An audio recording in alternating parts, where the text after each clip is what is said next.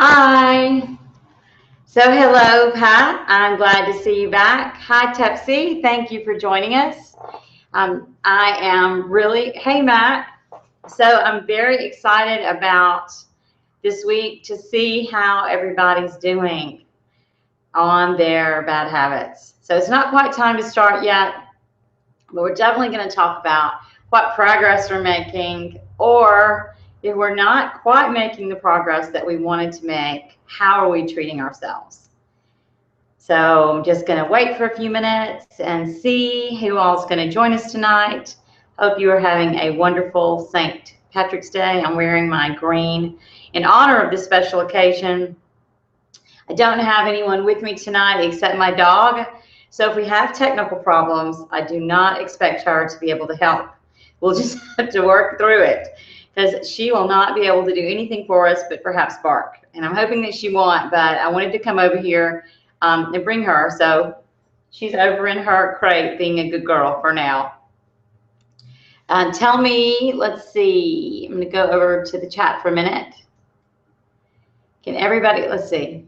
Can everybody tell me how you're doing on your habits while we're waiting? I will profess to not doing very well with one of mine and doing very well with another bad habit that perhaps was even worse than the one I had originally picked out. Sometimes the habits that we wanted to get rid of, once we started looking at them, we found that there was an underlayer of even more habits.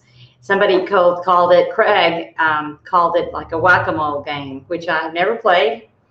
But he said that as you uncovered one habit, you had to pound the other one. And I definitely found that in trying to get rid of my own bad habits. I found that one just unearthed another one because we live with them for so long that we just let them take over our lives. And the first step, of course, is being mindful.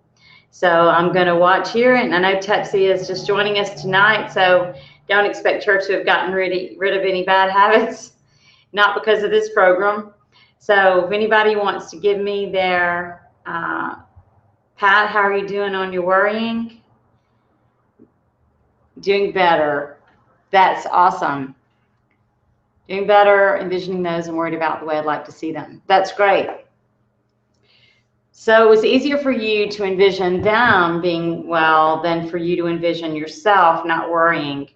That's interesting. We're going to actually do an exercise about that in a little while, about what we see for other people.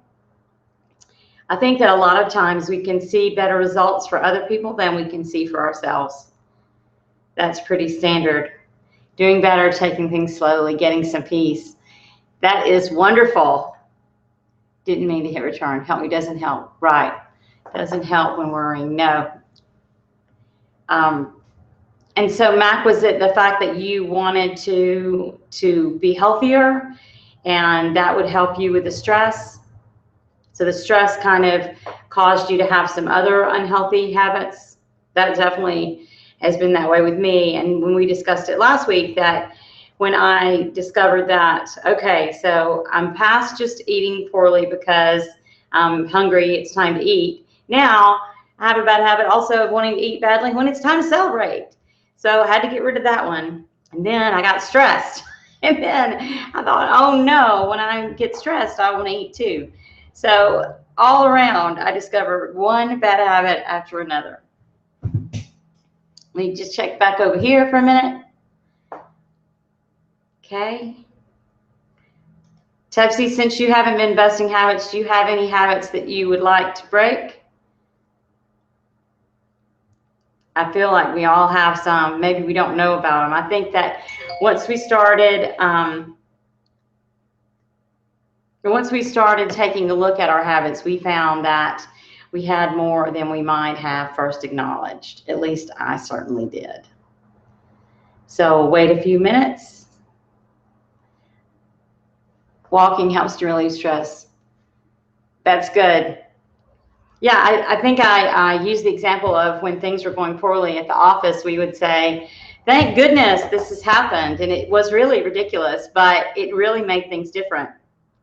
I have I told you about my brother and my sister-in-law. So they would come and clean the house. They came and cleaned my house, and they would say, "I'm so glad that this house is so messy," and then they would just laugh and have a good time. And I'm pretty sure they weren't really glad that it was messy.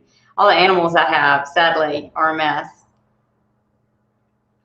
And I think that the best way is just to keep reframing when things go bad, just to keep thinking there has to be some positive. And that's when I use the example of all my clients that talk about that they're not happy because they don't like their spouse anymore, but they have children, or they had experienced something new. And so there's something good to take away. I just got an order back in a trial recently, just a couple hours ago. And even though my client has prevailed, I already can see the pieces that she's going to complain and pick apart. And I've already got it ready to say, you didn't lose custody. But I know, that sometimes people tend to look at the things that they can complain about before the things they can be happy about. So reminding ourselves to look for the good in things is something that is also a habit. We just have to keep relearning and keep trying to find that happier spot. So we're going to wait about 3 more minutes. So I hope that it's been a beautiful day everywhere, like it's been here, although I was working all day. It's a beautiful day outside. I'm so glad we don't have any more snow. Hopefully we won't have any more. I don't know where everybody is in the country, so hopefully nobody has snow. Not just us that doesn't have snow. Look over here. Hey, Peggy, how are you? We were just talking about, Peggy, how people were doing. So, Peggy, tell me how you're doing with your habit. And I think one of your habits was not eating in front of the television. So if you would be so kind as to tell us how you are doing with not eating in front of the television.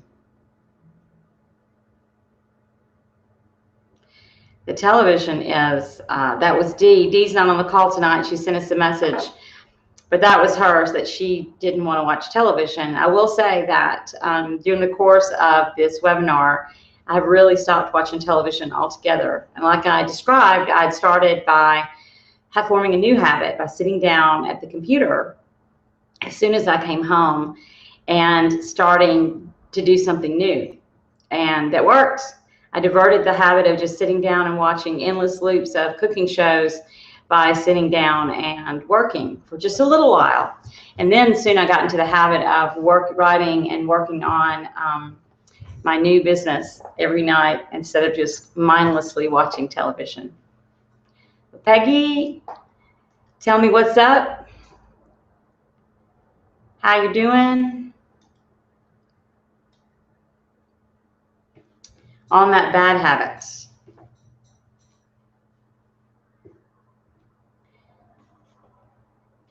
Peggy's about to move to a new state, and so it's a chance to start all new habits. One thing that I've read is that it's actually easier to create new habits and end bad habits when you move and when you're in a new location, even when you're on vacation, because you're stopping that automatic habit of doing the same thing. So now is a good chance, Peggy, to step into some new habits.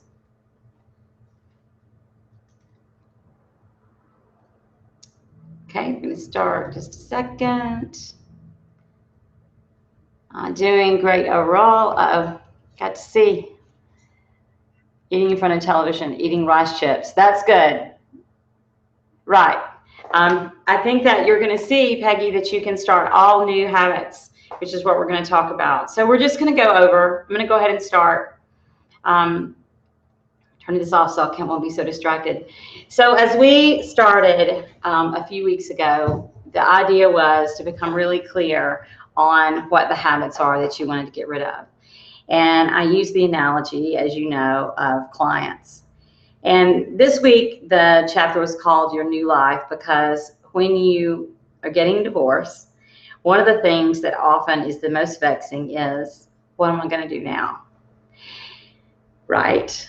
So you don't have that bad habit anymore. What are you going to do now? So we're going to talk about how to have new habits. But to recap, we talked about, first of all, finding out which habits were causing us the most grief. We're causing pain in the areas of our life. And sometimes I think that I've seen is that it's more the mental habits than the physical habits. It's almost like, and I think you're going to agree with me, but it's almost like those mental habits cause us to have the physical habits. So for me, when I felt stressed or felt an emotion, then I would eat. So it was learning to control habitually having negative thoughts that caused me to be able to stop some of the behavior. And the problem that Pat has with it worrying, that she worries a lot, that is definitely a mental habit. And I think it's actually almost harder to stop that than it is stress. It's definitely, it comes from, it's your mind that's causing the stress. It's your feeling of overwhelmment or being worried that things aren't going to work out the way, or feeling like too much over responsibility for everybody else. And probably, Peggy, if you were to say there is some mental aspect or emotional aspect of watching television and eating. Maybe it's feeling bored. Maybe it's trying to seek satisfaction outside of you feeling happy for inside.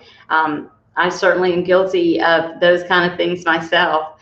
But if we start looking at our emotional and mental aspects, that is clearly where changing the habit will take place.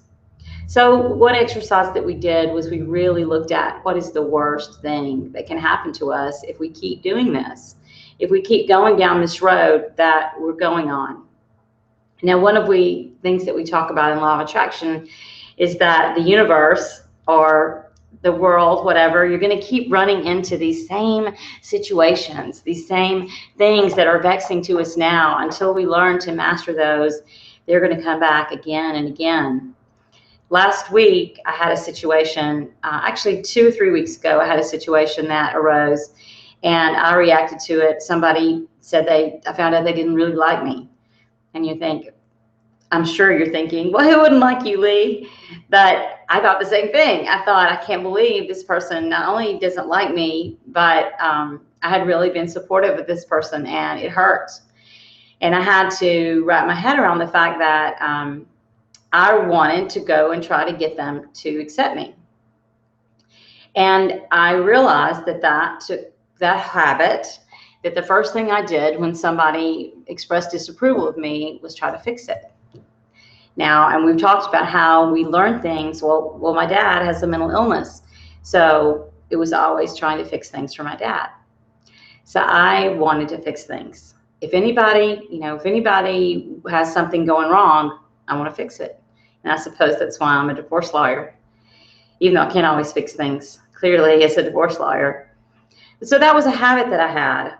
And then I had to work through it with my own coach, and we came to the conclusion that I should not try to fix it, that I had not done anything wrong, and that because I didn't do anything wrong, I should not be so quick to take responsibility of something that wasn't my fault.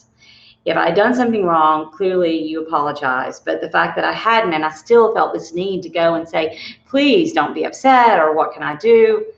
I knew that came from something way far away in my past. And so it happened again. Last week, someone got their feelings hurt about something, and they become very terse and acting really irritable with me.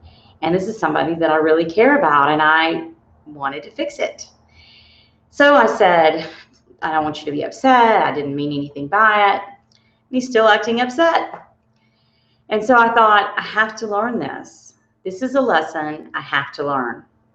This is a habit I have to stop. And this is one that I had. I know there are people that are on the course that have relationship issues and have said, keep having the same relationships. Well, if we keep reacting in the same way to situations, then nothing changes, and that becomes our habit. And so for me, it was clearly my habituated behavior to try to make up with people, no matter whether I had done anything wrong or not. Because when I was a little girl and I was growing up with my dad, who would not really communicate with us because of his illness, I constantly wanted him to love me and accept me. And clearly I didn't do anything wrong. So taking over responsibility for things that are not our fault is a habit. And that things that we can't control, it's kind of like Pat, it's a habit. So, for me, I think that would have just kept coming up. And so that's what I wanted us to talk about. What happens if you never get rid of the habit? If you just keep letting it play out over and over and over in your life. And I appreciate Pat so much for sharing that. Her worry really robs her of joy. And I know that stress robs us of joy.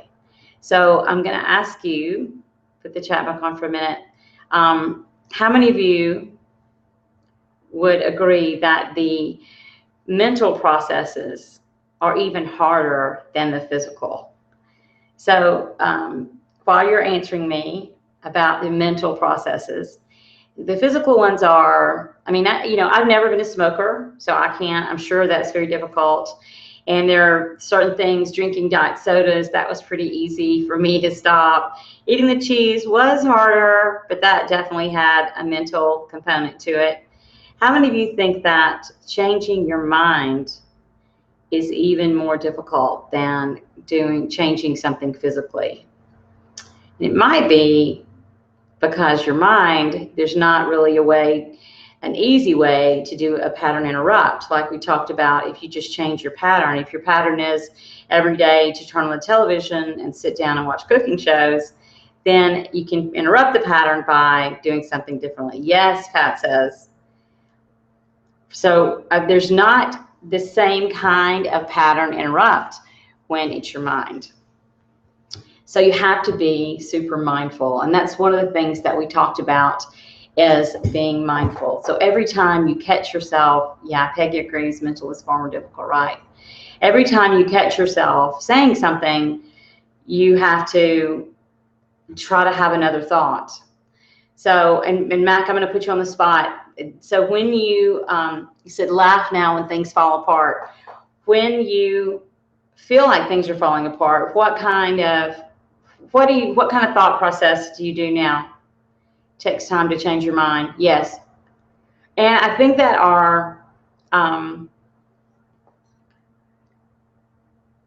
good. I think Kelly's showing up about the weather. I know why. She's behind. So that's really going to throw me off. I'm going to try not to think about that. Yes, it takes time. Excuse me. It takes time to change your mind. And it's also that, like Dr. Joe Dispenza, if anybody has ever followed him, he talks about changing the neural pathways. He calls it, his book is called Breaking the Habit of Being Yourself. And he talks about how our brain waves become automatic after a certain period of time in our lives. So that's why it's so much easier to learn things when you're children. When you're older, your brain waves are kind of on a loop, an automatic loop. And he does a lot of brain science and things of that nature. Kelly said, I'd rather talk about the weather than my bad habit. Can you say relapse? Kelly, I've been relapsing myself. It's all right. And that's one of the things that I was going to mention. When we have a relapse, like even if we have a negative thought, and I wanted to talk about that. I have this over on this index card, is that I had like a successful breakthrough this week, but I have had relapses with the other ones. But what do you say to yourself? So when I ate poorly this week, I said, things that were very unfortunate. I said, I'm never going to get any better. Thank you, Kelly. I said, I'm never going to stop eating. I'm never going to be able to lose weight. I can't believe I did this to myself. So all of those things that I told you not to do, I did. But then I remembered what I told you. And in fact, I just think we should keep going because thank you, Sarah Ann, because it does help me to recognize that my thoughts have to continually be changed. I have to continually see the better version of myself. And so we have first changing our mind and seeing how far it's going to go out. How far is that negative thought or that self-esteem or whatever habit, how far are you going to let it go before you change it? And really seeing that. And I know with my negative thoughts, I had to change them because they were destroying me. And I made a major change and shift. So the next thing that I asked you to do was I asked you to journal about it when you were triggered. I don't know if anybody did that or not, but I know that that works because it helps you be mindful. And like we just discussed, being mindful is why we're doing this. If we're mindful about how our habits are affecting us, and then we're mindful when we want to fall into the habit, then eventually they will not be automatic. Okay? So journaling was one thing, one tool we talked about. And another tool that we discussed was the affirmations, which I really like. There's lots and lots of meditations on affirmations. So if you can't manage to do it yourself, then you could download something. There's an app called Amvana by the people at Mind Valley. And there's tons of meditations on there that will take you through affirmations.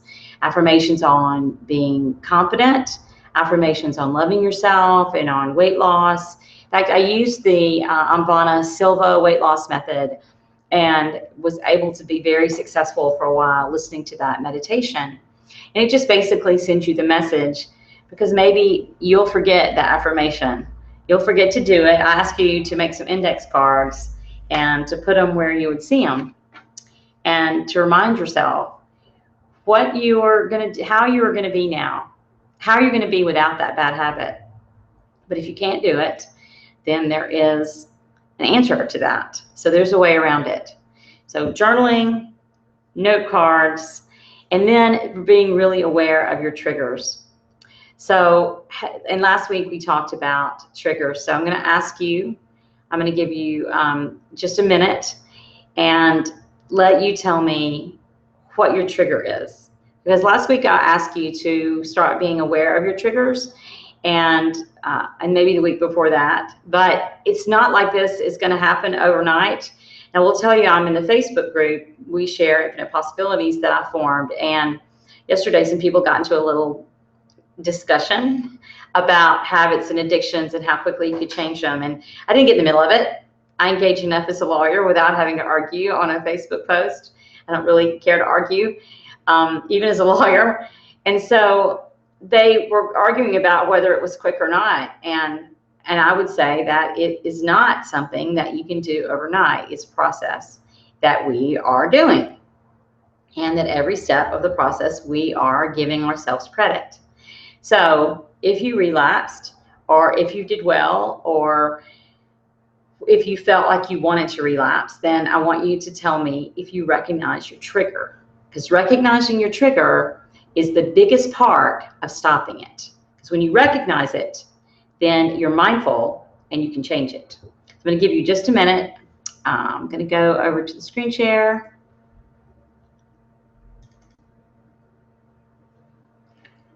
Play just a teensy bit of music. And while I am trying to figure this out while keeping the phone turned off, I'm going to ask you to tell me if you figured out a trigger.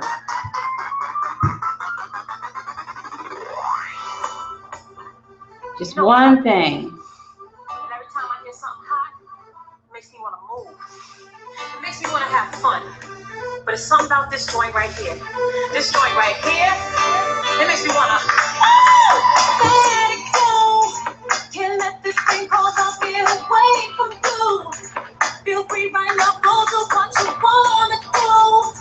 Can't let nobody take it away from you, from me, away. No time for moving around. Are you kidding? And no time for negative vibes. Cause I'm winning. It's been a long week. I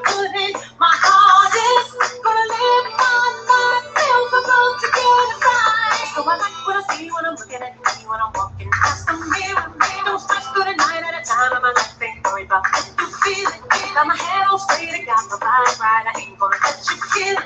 See, I would change my life, just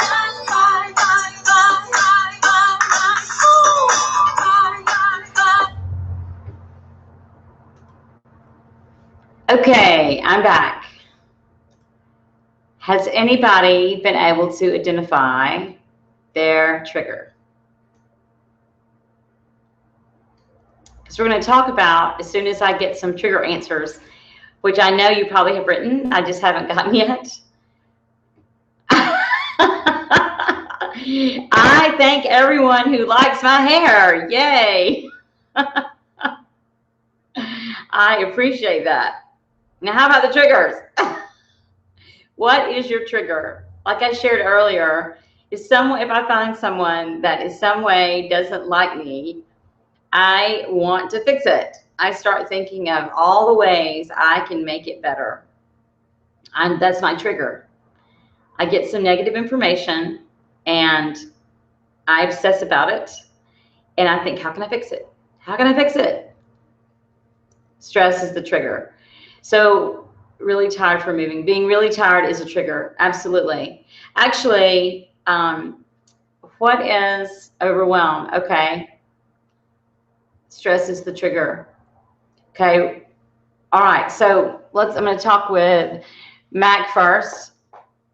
So the stress is the trigger that causes you to do what? So what's the bad habit? Because I would say that becoming stressed is actually the habit. So that's what I was talking about earlier, like whack-a-mole. So you think you're finding one bad habit and then you have another one. So the stress that you allow, the things that go on, you allow that to create stress is actually habit. And I would actually argue that overwhelm are habits. Feeling like I'm good enough. Yep. Feeling like I'm not good triggers a situation when I feel I have no control. Right. I get it. Right. Because I do think that feeling like I'm not good enough. Yeah, I get it. When I feel like I'm not good enough, that definitely triggers me to do things. And in fact, I think that when people tell me I feel like they're upset with me, I feel a sense of, I guess it's a sense of I'm not good enough. But I do think that overwhelm for Peggy and Emily, I agree, Peggy, what's happening when you're tired is that your willpower. Uh-oh, Emily said shitly. Emily has the most adorable way of cursing, even in the chat box. But because I think overwhelm is not that much different than Pat's feeling of worry. Because you're choosing to feel overwhelmed. You're choosing, you're not really choosing. It's become a habit. At one point, you probably let yourself overwhelm. Yes, it's a habit. That's right. So you find these underlying. So becoming stressed is a habit. Overwhelm and stress, they go hand in hand. So you're here, for me, have hundreds of cases. I'm running this program. I'm starting a new venture. My friend Brian just moved in. And, all of these things. Now, I could become overwhelmed because that's what I used to do. Or I could have a grounding practice. I could journal. I could take lots of little meditative naps, which is what I've started doing. If I start feeling overwhelmed, then for just a few minutes, 10 minutes, I will lay down and try to just center myself and tell myself, everything's good, you're doing great. Just give myself some confidence that I'm not overwhelmed, I'm in control. And, I think that stress, again, I think that the more we tell ourselves, and, I work through lunch, not exercising, then eat poorly in the day. Okay, so I think that stress, though, it's become your way of life. I know because I did it for 20 years, also as a lawyer, that I was very stressed to make sure that I did everything for everybody and owning your firm.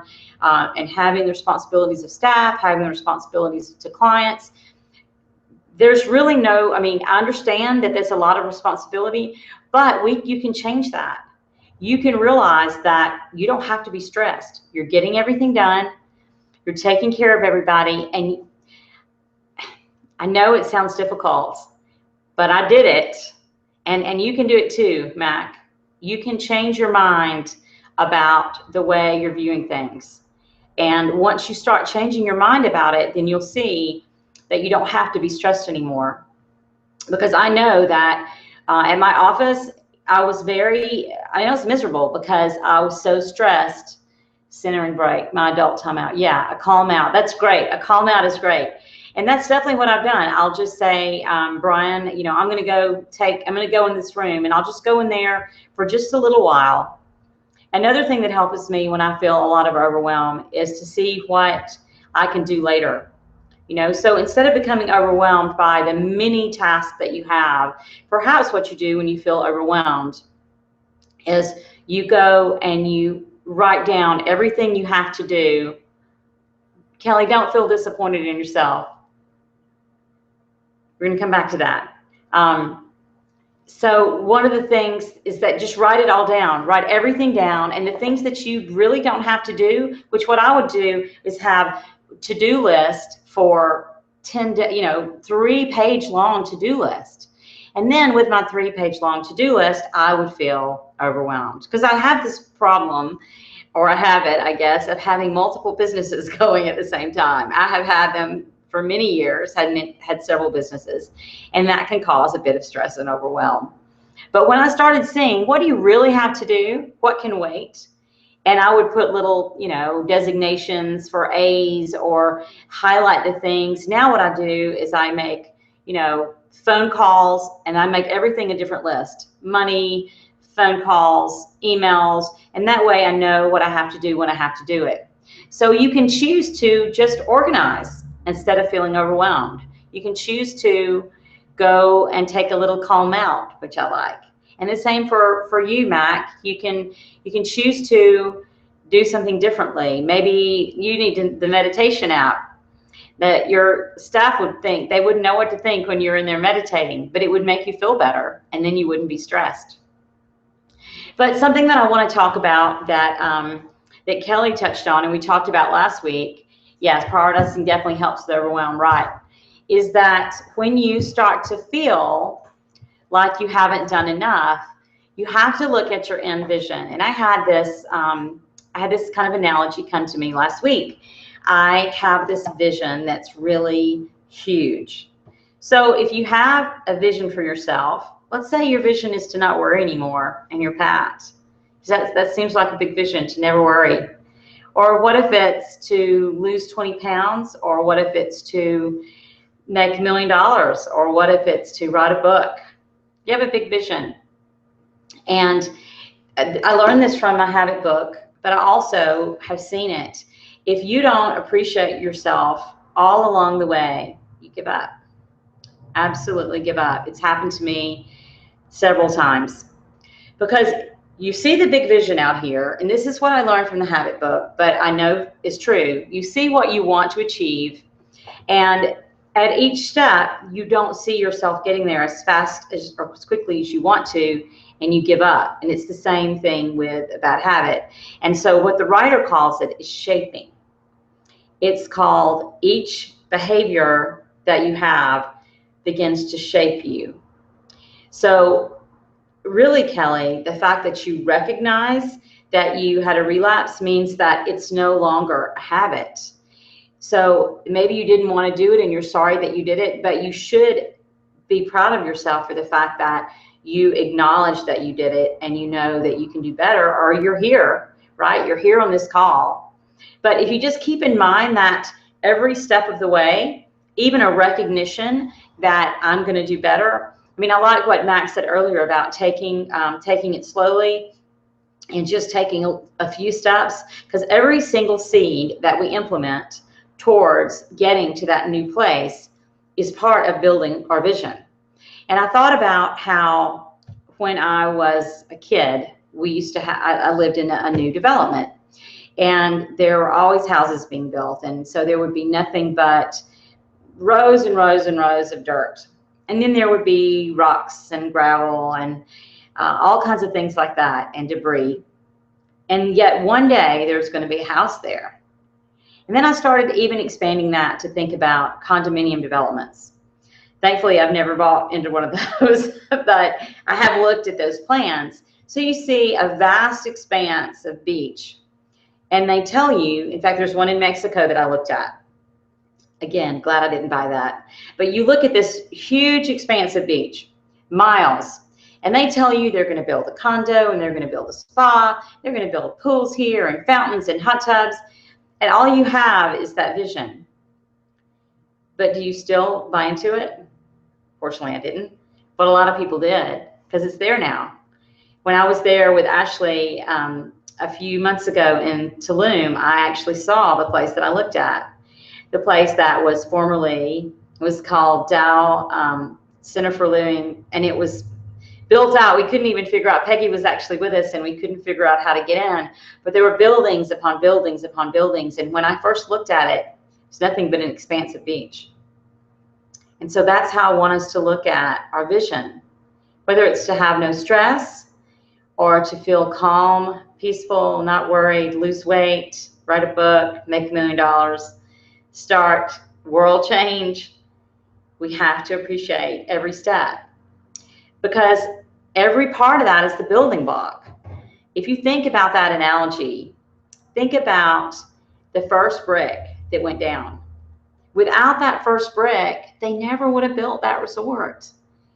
Without the mortar, without the many, many tiny Mexicans, this is a Yucatan Peninsula, very small, the resort wouldn't have been built. So each little step, each sidewalk, each tree that was planted, each palm tree that went up, every bit of it contributed to the luxury resort that they're going to have one day. Our visions are no different than that. But just because it wasn't built in a day didn't mean the developers gave up on it. And that's what we do. We just give up. We give up because it's not happening quickly enough. But that didn't happen when we built our swimming pool or we built our house, did it? We have to be able to hold that vision of what we want and appreciate every step of the way, even if it doesn't look very good that day. On those days that it rains at the development and nobody gets any work done, maybe it comes a hurricane and nobody works for 3 months. They still have a vision and the resort still gets built. And so we have to keep in mind that every single building block is as valuable as the ultimate development. And somebody posted something about seeds today, but to me, this is kind of huge. And when I read it in the book, I totally got it. And so what we have to do, what he suggests that we do, is you visualize yourself every step of the way. You visualize yourself, if I use my development analogy, putting up the stakes. Now, forgive me, I know nothing about construction, but you put the stakes up. You put one brick in. So what is one step, one thing that we talked about this last week, but I want everybody to just say, what's one thing that you can acknowledge that's one step that you've taken towards creating this better life, this either without this bad habit or creating this new habit. We're going to talk about the new habits in the next 20 minutes, but I'm going to give you just a minute.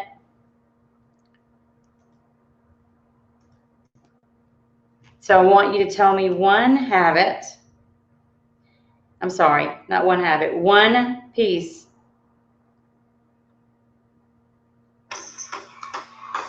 One piece that you did.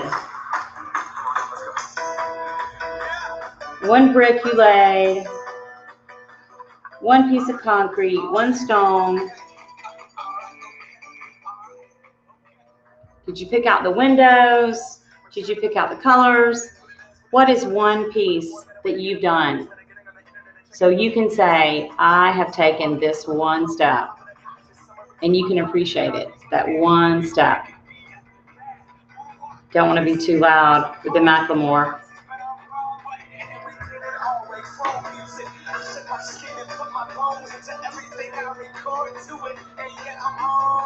That stage light, going shine up down. Got that Bob Barker suit game and play up with my style.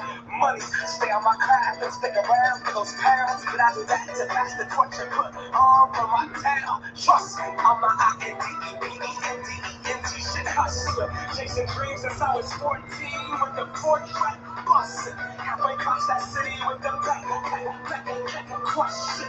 Labels out here. Now they can't tell me nothing. Get out to the people, spread it across the country. Labels out here, now they can't tell me nothing. We give it to the people, spread it across the country. Here we go back. This is the moment. Tonight is the night. We'll fight till it's over. So we put our hands up like the ceiling can't hold us. Like the ceiling can't hold us. Here we go back. This is the moment, tonight is the night. We'll fight till it's over, so we put our hands up like the ceiling can't hold us. Like the ceiling can't hold us. Now, can I kick it? Oh. Yeah, I'm so dang grateful. Okay, everybody, I'm back. So that's good. Very mindful. Oh, that's wonderful. Peggy says, I'm very mindful, conscious of everything I eat. I'm very pleased. That's great. Pat says, visualizing people. Sign it with a health coach. That's awesome, Emily. Having accountability. That's great. Yeah, I visualizing and affirming my success. Awesome.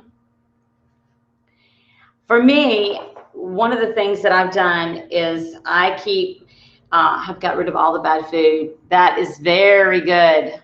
That is so good, Sarah Ann.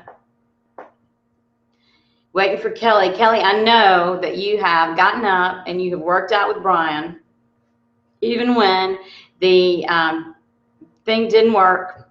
You were there. You're working out with him. I know you've been working out. I know that you have been doing better. Went to church, ate good lunch, and went lunch. Had too many wings. Yeah. But look what you do. I mean, you're definitely, you're making an effort. And that's what we have to just keep remembering, that each phase we're making effort. Now, what I've done before when I felt overwhelmed, and Emily, this may help you, is that I would create a little, note cards are everywhere, all over my house. They're everywhere. But in fact, I leave them when I speak. I always end up leaving the note cards. So they're all over the country and world. Have I left note cards? But something that I did is I always write down my accomplishments. So I just write down to remind myself, even if I have so much of a to-do list, I write down everything that I got done that day, because I definitely got something done that day for the most part. I mean, there have been days that I didn't get anything done, but most of the time, if you look at what you've done, you're going to see that you've made progress that you didn't even believe that you'd made. So that is very helpful, I find, with overwhelm, because I think and also stress, just seeing that you're accomplishing things as you work, then that helps take the stress off. For me, it does. Knowing that this is done, definitely makes me feel better. So I'm glad that y'all are doing those things. And so now we're going to talk about new habits. And I think we probably went over it last week. But for me, my new habit is working out, and I have been working out almost every day. I haven't been eating well, but I'm working out every day. But I want to talk about how to make some lasting new habits. And I have the strategy that, like I said, is called shaping. And there's something called implementation intention. Implementation intention. It's kind of a tongue twister. So what you have to do is you have to go through each step for your new habits. And you have to decide along each step, are you committed? Now, there's tons of studies. I mean, I think that thousands and thousands of people have been studied that have said this is a great way to know that you're going to succeed with beginning a new habit. So I'm going to give you another minute to think about the new habit. And then, because we're taking a week off, I want you to kind of flesh this out before we leave, kind of flesh out the steps. And then you'll have 1 week to actually go through the steps, and then the next week to see how you're doing with these implementation intentions. The studies show this works, and I think that it does. It makes perfect sense. It can teach a pigeon to do quite a few tricks. We can teach some pigeons to do some tricks, but I know we can teach you guys to do some. And so, one more song, because everybody tell me your new habit, and then we're going to talk about steps for implementation intention. Sounds very fancy. Be right back.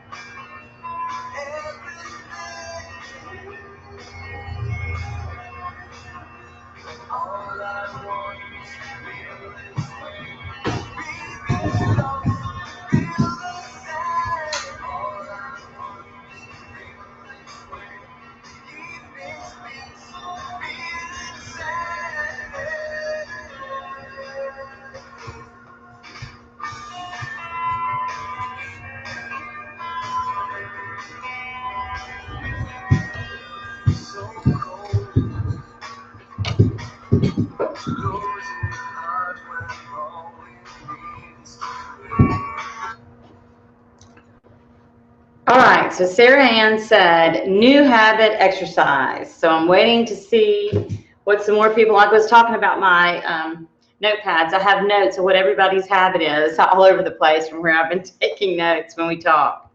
Sarah Ann has exercise. Anybody else? Exercise, okay. Mac, same one, exercise. Other people's, I forget when it comes to me, but only for other, I forget when it comes to me. Kelly, that's just really new habits, new healthy tone body. Okay, health and well-being. I see a trend.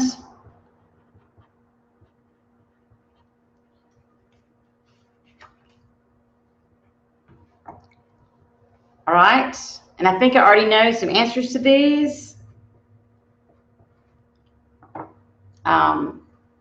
Pat, what about you? And Kelly, do you have a new habit? Emily, new habits? Oh, we're supposed to be writing down our new habits. So what is our new habit?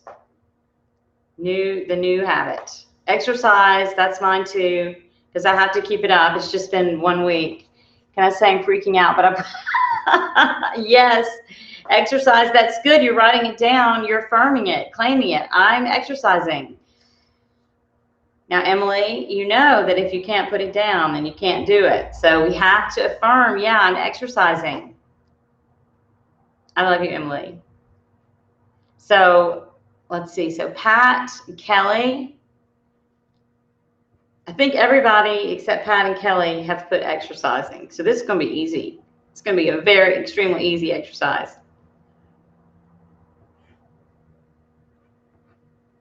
All right. So the implementation intention is when you start, you got your new habit, you know what you want to do. So at each point, you don't just say, I'm going to exercise. You start looking at, back to like our development analogy, what is going to come up? What's going to prevent you, a new habit to worrying, getting a glass of wine or a shot of tequila? Good one. That's another habit right there.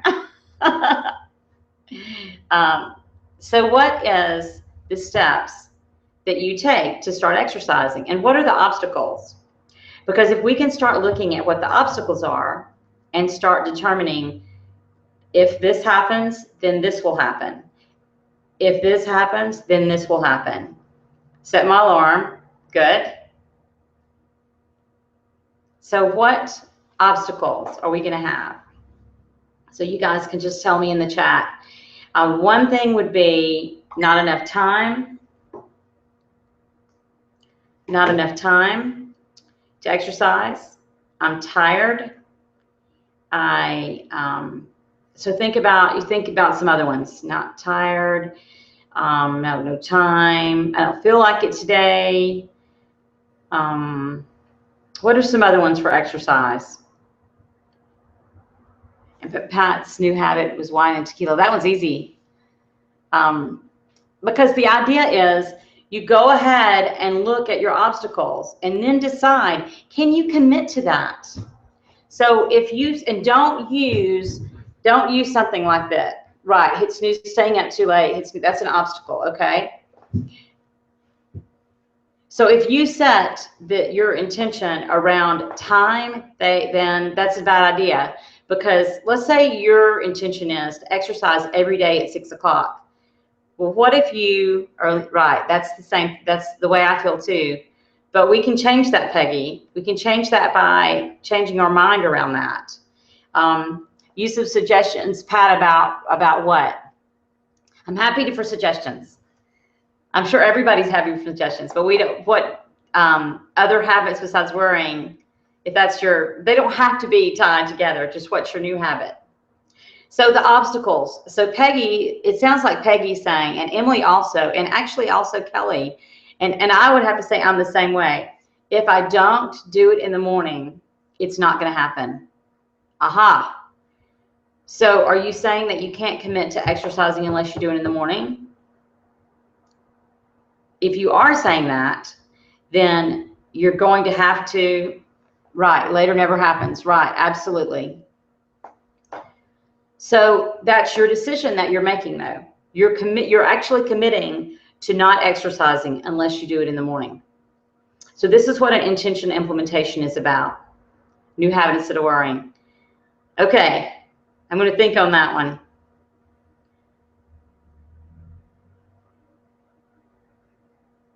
And actually one that I would say, Pat, is whenever I start feeling unhappy and upset, is I send people messages telling them that I love them.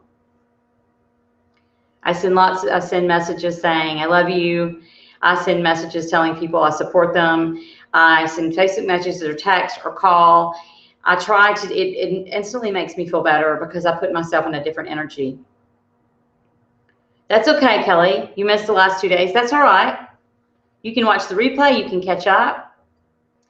But I think that are we gonna, right, I agree that working out in the morning is best.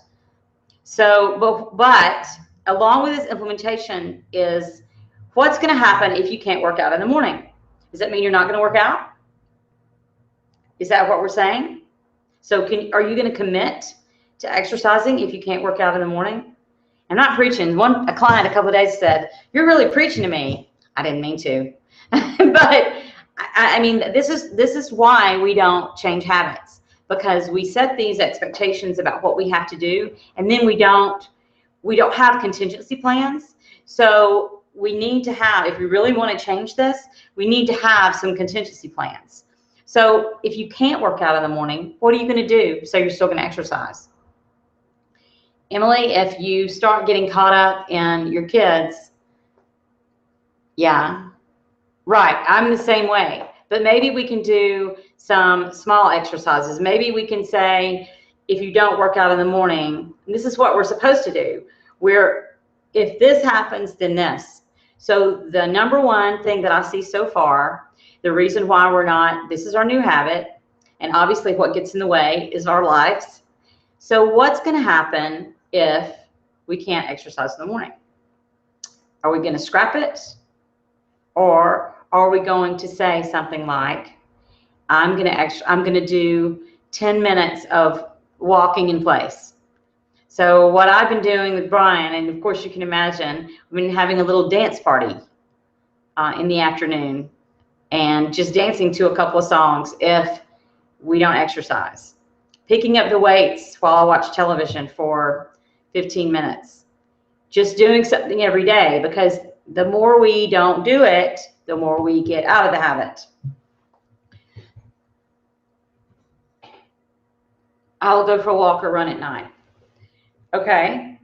So if you get the idea, are you guys with me that if we go ahead and plan out for what's going to happen, we have this plan in place. I'm going to exercise every day. What's going to happen if you don't? Now, Kelly, especially I think it's important for you because I could tell that you felt really bad, is that you, good, I'm glad, Emily, is that you feel really guilty because you didn't do that. But if you, so your intention implementation would be, if I don't work out with Brian, what am I going to do? Does that mean I'm not going to work out? Because things happen and things come up. We're trying to change and create a habit. Now, I think that that's good, Emily, 10 minutes. Because if you can commit to just 10 minutes of doing something, do it in the kitchen. Walk the dog around the block. Like I walk potcakes around the block a couple of times if I don't get to work out. Because at least you're maintaining your habit. And the way we make a habit is by making it automatic. It does not become automatic if you stop doing it because you don't have time that day. Y'all with me? I mean, I'm just as guilty. So if I sound preachy, it's because I'm very excited because I know that this is the way we can create a new habit. As soon as we find a way to look at those obstacles that we have. So Mac was talking about, I had too many meetings today. Could you have gone for a walk after work around the square? No. Could you walk for 10 minutes around the house? Could you, right, that's good. That's awesome. A green smoothie. That's good, Kelly. I think you're doing great, Kelly. Absolutely awesome. But if we just think about all those obstacles that prevent us from doing what we want to do, and then we plan for those and we commit to those. You commit to those steps. And let me just take a look at the implementation intentions, because I love this. I totally got it, that if you plan every single way, then it's not a vague plan anymore. It's a vague plan to say, I'm going to get out of debt. It's a vague plan, right? Your habit may be overspending, and your new habit is, I'm paying my credit cards off. What if you don't one month? What if you don't have enough money? What's the plan then? Are you falling out of that habit? I'm not saying I have an answer to that, but I'm saying that, you know, you can make a contingency and commit to the contingency. And that's what I'm asking us to do about exercise. The 10 minutes, just one step to make sure you're still doing what you're trying to create as a habit. Because the habits are automatic. Habits we always do. And we don't do them. And it's like, I think that we've just already established that our pattern interrupt with those things is our family takes over. We let something else become the priority. We get tired. We say, it's late, I can't do it. And that's also a message that I've told myself. I don't like exercising at night. I do better in the morning. I have more energy in the morning. That's a commitment that I'm making to not exercising in the morning. So you can change your commitment, because otherwise it means I'm not exercising every day. So I really did, I'm sorry to have to look at this. Okay, so the key to this implementation intention thing, right, so there were 94 studies with 8,000 participants. That's a lot of people. And they all said this is one of the primary things that works. So you have a strong link between what happens and your reaction to it. So think about what is something that could be your obstacle, which we already have, and how you're going to react. What are you going to do instead? And I think we already have some answers. So if you're clear on that, if I oversleep, this is one for either Kelly or Emily. If I oversleep, then I work out 10 minutes at night. I do 10 minutes per day later. So you make a connection between the obstacle and the new activity. You're linking those. So it no longer becomes something that is causing you not to do it. It's something that when you have the obstacle, you do the behavior. I feel like I need a whiteboard because it seems kind of complicated to me. But every single obstacle that you have, so for instance, let's say you want to lose, you want to eat under 1,200 to 1,500 calories a day, and you go over. So you could have, as an implementation intention, every time I go over my caloric intake, tomorrow, the next day, I will reduce my calories by 300, or I will exercise for an extra hour. And for every single habit or thing you want to do, you have a little answer. Because most of the time what we do is we screw up, the obstacle comes up, and all our good intentions, not the implementation intentions, but all the good intentions are out the window, and we don't do them anymore. So I think that if we will all work on that. So can everybody just let me know if this makes perfect sense to you?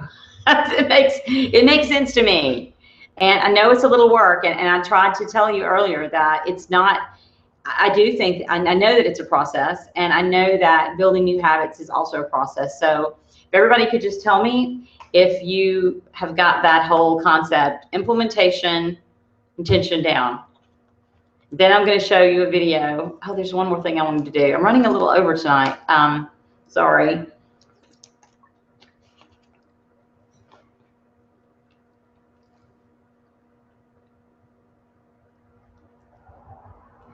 So I'm waiting for everybody to tell me that they get the implementation intention.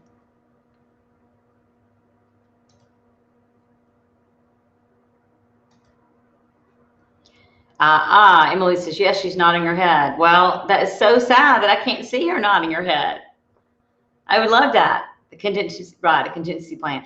It actually is. It's like a, if we go back to the builder bobbleheading, if we go back to the builder, then if this doesn't happen on schedule, then they work, thank you, Mac, then they work the next day, maybe an extra 2 hours. Or if they go over budget, then they take it off the door frame. There's a plan in place, and that's what we don't have when we're creating habits. We don't have a plan in place. So what I'm going to do is, this is an exercise that I actually did at, I went to see Oprah, and I love this exercise. And this is about thinking about somebody. I'm going to play this song again. Not going to do the video, but thinking about somebody that you really love. Yeah, I'm going to worry I'm not in the same place. So think about somebody that you love more than anything. Turn this on because we loved this song.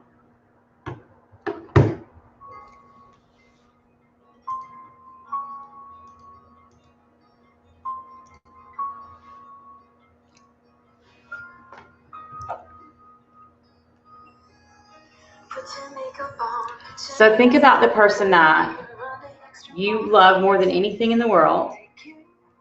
Maybe it's your kids or your wife or husband. Maybe it's somebody that you're friends with. This is somebody that makes your light up. They make you smile and laugh. They make you so happy to be alive. When you're with them, you feel good. You just feel warm and safe. Always feels like home when you're with these people. When you think about those people, I want you to think about what you want for them. What kind of life do you want for those people? You want them to have the best of life, right? But just imagine that person that you love and imagine how you want them to feel. Think about them with a big smile on their face looking at you, and give them, this metaphorical person, all the love that you have to give. Think about all the things you want for them. You guys have a clear picture and vision of that person. The person that makes you smile and makes you happy. And all the good that you want for that person.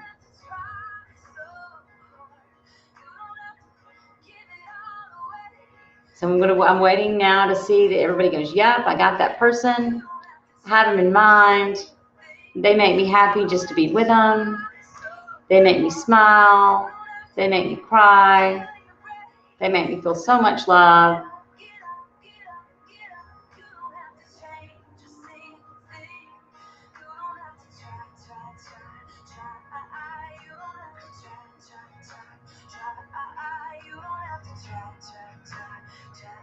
For me, I'd like to think of my friend Jonathan, and also think of our friend James and how I feel with them and all the fun times we've had and all the happiness that I've shared.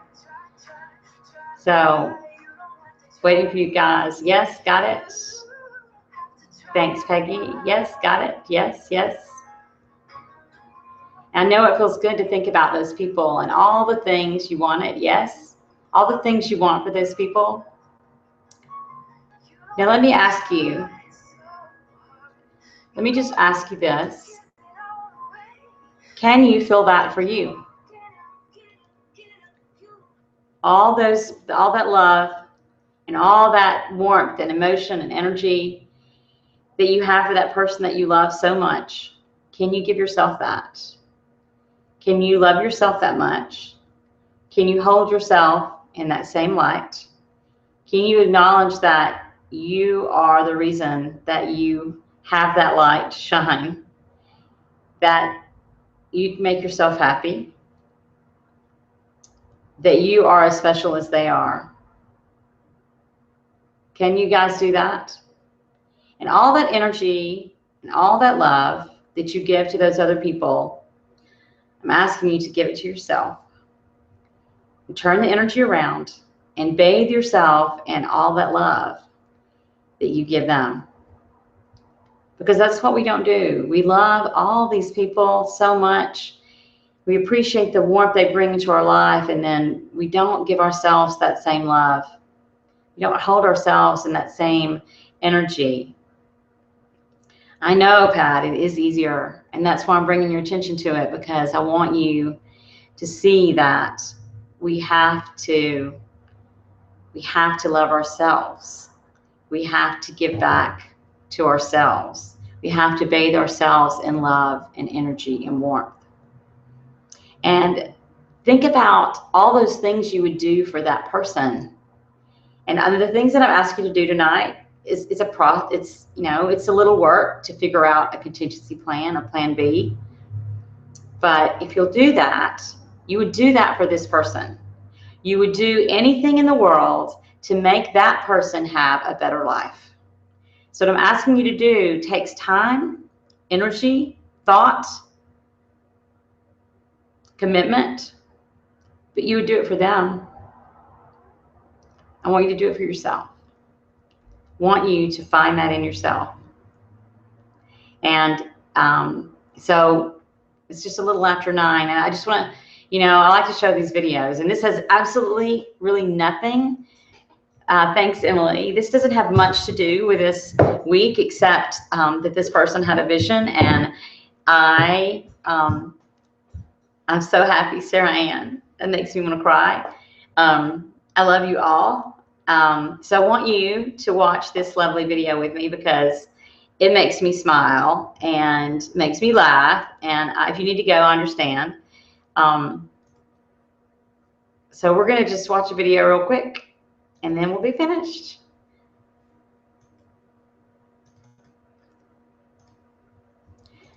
I'm sure you have seen this, but it is very fun. And where are you from? I'm from Blackburn, near Bathgate, West Lothian. It's a big town. It's a sort of collection of villages. What do you think, dear? And how old are you, Susan? I am 47. And that's just one side of me.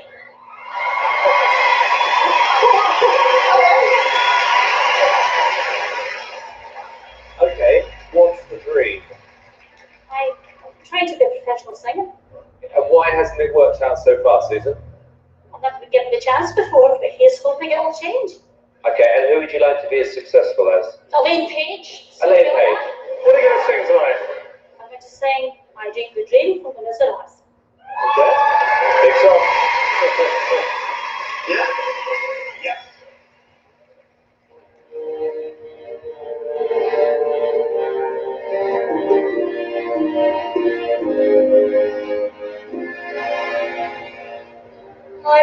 to dream of time gone by.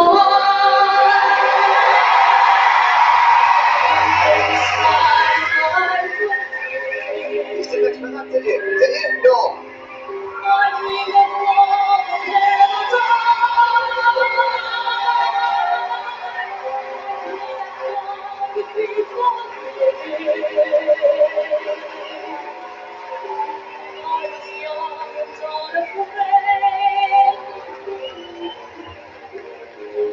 what dreams are made and used and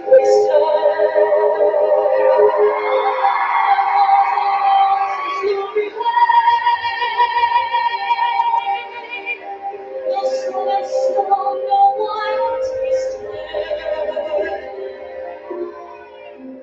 But the time has come. In their voice a soft dove, as they tell your voice, as they turn your face to shame.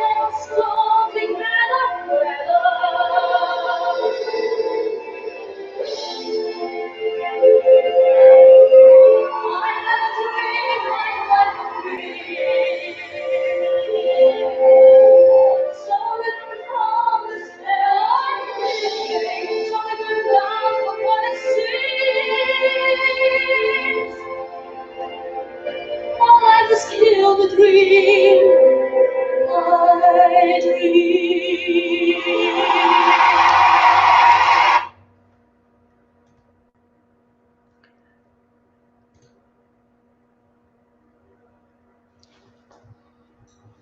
I love everything that we need to make time for ourselves. Better person, this is the year I'm going to give me.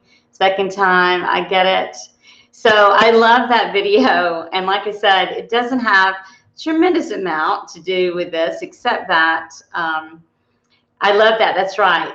Nobody believed in her. But actually what I was going to say is that I'm cheering for you, just like all those people were. And I love that. You know, this woman, I mean, it's inspiring to me that she's the same age as I am. She doesn't have a sassy haircut like me, but she went out there and sang her heart out. And just imagine how that must have felt to go and stand there in front of those people ridiculing you and then being so amazing. And I see the same thing for all of you. We have to just believe in ourselves and step up onto that stage of our own life. And no matter if we have a little curve in our hip like Sue Boyle, or if anybody believes in us, we have to have that belief in ourselves, and we can cause that kind of reaction. So thank you. Emily, she said she'd never seen it. I love that video so much. I bet I've seen it 15 times because it's really inspiring to me. And you know, just about believing in ourselves and believing that we deserve that stage. We deserve to step out and create something amazing, and we're going to. Yeah. No, I know, absolutely, Mac. I love that, but I think that Mac, most of us on the call, and I've said this before, are like, we follow the law of attraction, and we know that what we think about, we create. And I'm happy to talk with you about it more. So it's definitely changed my life, and it has not been temporary. It's been over 2 years, and I have not looked back. And I would say that most of us, I know that Pat recently posted something about that it has changed your life, and it's all about the energy and the thoughts we put in. So I'm very excited. I can't tell you how much I appreciate everybody being on the call, and how much I look forward to sharing what I've learned, and also sharing the mistakes that I make. but I know we're all in it together. So I'll see you not this next week, because I really want us to put together our contingency plan. Let's do it. Let's implement the intentions. Look at how, if it doesn't work the first week, that's okay, because we're planning, we're seeing what the obstacles are. And then we're going to have a plan in place for them. And when we come back, we're going to have a plan in place. So the first week, you may just be mapping out the obstacles. What are they? I think we've hit on them some tonight. And then we'll come back and we will go over it again. And you guys are special to me. It's my first program. It certainly will not be my last. So thank you, and have a wonderful night, and happy St. Patrick's Day. Goodbye.